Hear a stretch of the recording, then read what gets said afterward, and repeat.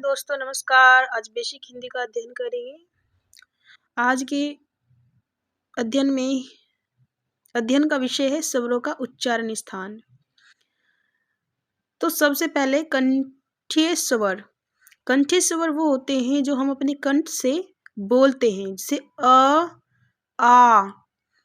तल्लव्य स्वर, ई, बड़ी ई। ओष्ठ स्वर जो होठों से निकलते हैं, उ, बड़ा औ। मूर्धन्य स्वर, कंठ तालव्य स्वर, और आपका कंठ ओष्ठ स्वर जो आपका कंठ से भी निकलता है, आपके होठों से भी निकलता है, जैसे ओ और औ। मूर्धन्य स्वर ऋषि।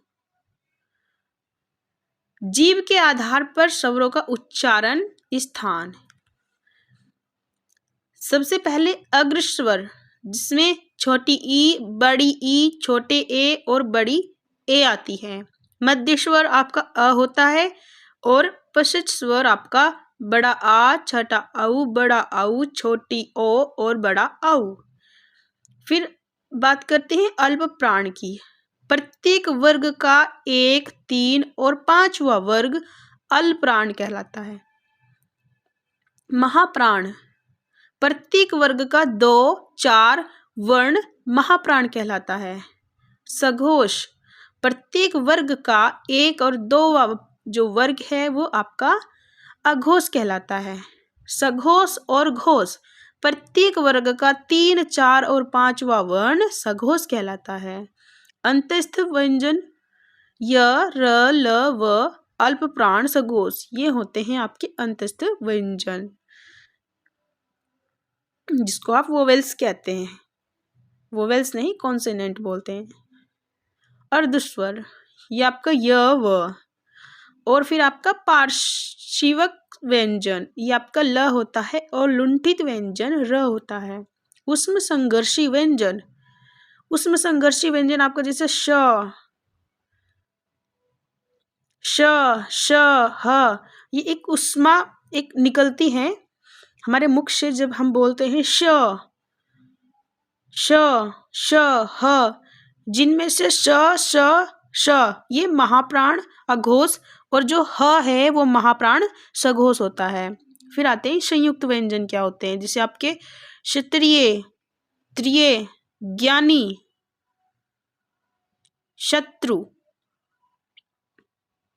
श्रृंगार, तो ये आपके संयुक्त व्यंजन होते हैं। सो डियर फ्रेंड्स, अब हम नेक्स्ट टॉपिक पर चलते हैं। जो आपका अगला विषय है वो है संयुक्त व्यंजनों का निर्माण कैसे हुआ।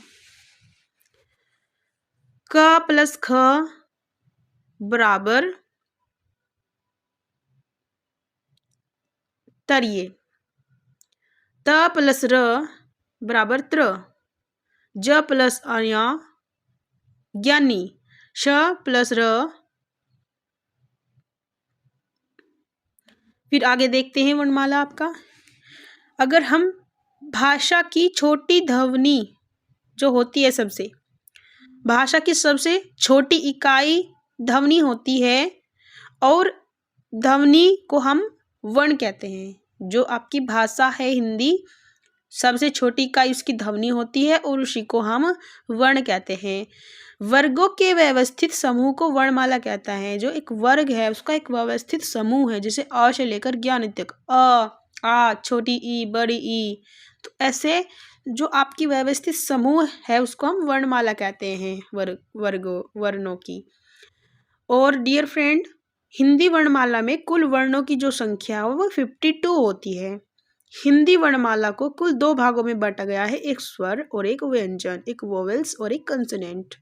जो वर्ण स्वतंत्र रूप से बोले जाते हैं वे स्वर कहलाते हैं और स्वरों के भी प्रकार होते हैं, जैसे आपका मूल, ह्रस्व, लघु स्वर, इसमें एक मात्रा होती है, अ, ई, छोटा उ, ऋषि।